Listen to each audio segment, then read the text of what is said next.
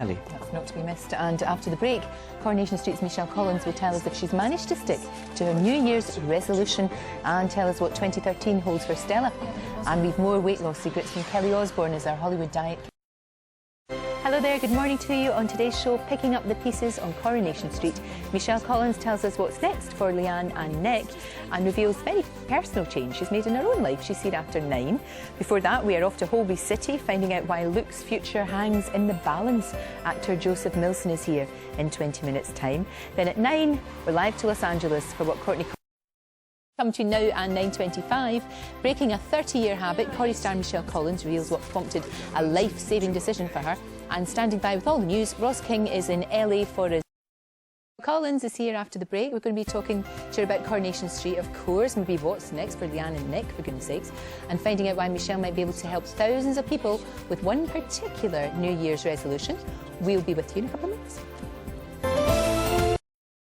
Nick called off the wedding to Leanne. That was an amazing episode. Right in the middle of it all was Leanne's mum, Stella, actress Michelle Collins, of course. Going to be talking to her after a quick reminder of what happened. Stop the car. You can't do this. Not now. You've made your mind up. Leanne, no, what do you want? It's on the doorstep. The happiest time in my life was when me, you and Si were a family. Look, please don't go like this. Please just give yourself 5 minutes. One of these days someone's going to do this to you. I went to clear the air. You were hedging your bets on your wedding day. Aren't you going to tell him why you were late?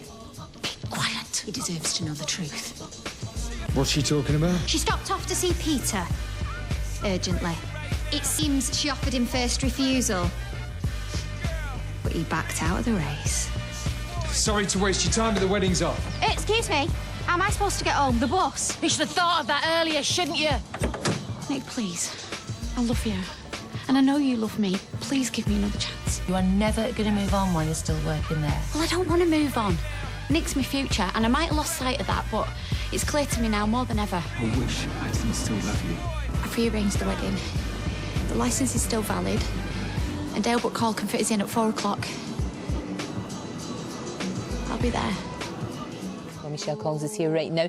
The thing about you, Michelle, is every storyline, you're kind of there, because if you're at the heart of the Rovers, you're at the heart of the street, aren't you? You're sort of centre stage, and it is great because I do get to interact with everybody, and also have the 2 daughters, and Leanne is obviously very much a big part of it. So yeah, I'm very lucky. I mean, I work a lot of hours and I work a lot, but I do have great storylines and it's fab. And no, it's brilliant. As long as that continues, then I'm very happy. Oh, I'm sure it will. I'm sure it will. Because, like I say, if you're there, you know, if you're right there in the Rovers, and it is all kicking off with those 2. But as well as that, you know, we talked before Christmas about Stella's love life and how she's having a very nice time with her young man, which we like.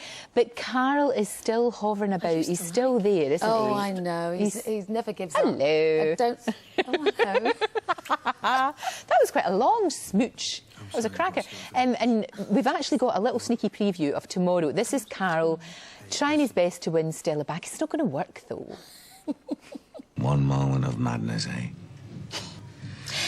Yeah, but it wasn't one moment, was it, Carl? It was lots of moments behind my back. Oh, Nick's giving your Leanne another crack. What about me? I'm glad how things have turned out, Carl. I couldn't be gladder. Business is booming. I've got a 29-year-old builder on my arm. Yeah, well, that won't last. I love that. Who cares if it lasts or not? Exactly. They all come crawling back, don't they? They do. They enjoy it for the moment. Now, look, off the street right now, we all at this time of year make New Year resolutions, don't we? And your one is to give up smoking. Well, I actually gave up smoking permanently about 18 months ago, and I'm an ambassador for this campaign called Don't Go Cold Turkey. Right. Apparently this January, 60% of smokers want to quit. I can absolutely understand it, yeah, of course. Which is fair enough. But the campaign is basically saying, don't go cold turkey, don't do it on your own. Go to see a healthcare specialist or your local GP. Sure. Because if you don't do it, if you do it on your own, you're four times less likely to give up than if you go to a doctor. So if you go to a doctor, you're 4 times more likely to give up. And there's also a lot of help around just now, isn't there? There are, you know, it's not like the old days where you kind of just try not to. There is, and I think the thing about going to a healthcare specialist or a doctor, people go, oh, I don't want to bother my GP with it. I really don't, and, oh, you know. But actually, no, they're there and they're waiting to help people. They would love to see you, because you think about it, if you give up smoking, you're actually saving a lot of money to the NHS in the long run, because you can Absolutely. get all kinds of horrible things. And also, you know, there are a lot of short-term fixes out there, and all these things cost money. It's free as well, you know. I mean, I've smoked since I was 15. Yeah. And I always thought, and I gave up when I was pregnant, and I always thought I could do it, and I'm a social smoker, but I was still a smoker. Right. So up until about, it was 18 months ago, I thought, no, I really do want to give up. So, but I can't do it on my own. I mean, it's very difficult to do it on your own. Really hard. Mentally, physically, it's a very, very strong addiction. So, you know, if you want to give up, then the idea is don't go cold turkey, go and see your local GP. Absolutely, makes perfect sense. What made you give up? Lots of reasons. I wanted to sort of change my lifestyle. My daughter, who's 16 now, hates smoking, which is great, actually, because those are the ones that we need to sort of get to, the younger ones, really, don't we? We had a death in the family, which was smoking-related, and that really scared me. And I just thought, and I worked really hard, and I just thought, I don't want to be a smoker anymore. I want to be healthy, and I was approaching 50. And I actually feel healthier now than I did when I was in my 30s, when I was smoking 20 a day. God, that's brilliant, isn't it? I mean, it does make a huge difference. And I think a lot of young women in particular, in a misguided fashion, think that smoking is going to... Yeah, think it's going to... And I think it's not. It's a fallacy at the end of it. But I do also think a lot of young people now are into health and fitness a lot more. I mean, when I was 15, I didn't know how bad smoking was for you. But now people do know. I think. Yeah, the figures are out there, so people should be aware, definitely aware of that. And also, it's not nice. But do you remember when Gary Barlow said to Talisa, "Oh, have you been smoking? Your breath stinks." Yeah, do you remember? I do. I remember that. Yeah. It's just, I don't think it's really cool anymore. No. And he wants to go out in the freezing cold, and it's very expensive. I can't believe it's like £8 to £10. I know. People saved up the money they spent on cigarettes. They could probably have a holiday at the end of the year. That's a brilliant idea. So not only going to your GP, why not get a jar and put the money in there, and then buy sparkly shoes? Sparkly shoes.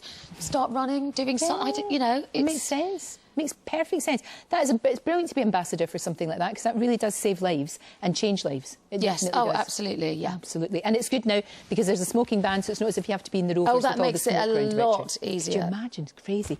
Michelle, it's always a joy. Thank you so much. And of course, we're watching tomorrow night, Corey. It looks like a cracking episode, as always. Thank you. Right, we've got a new competition for you, £52,000 to be won. Here's Amanda Lamb.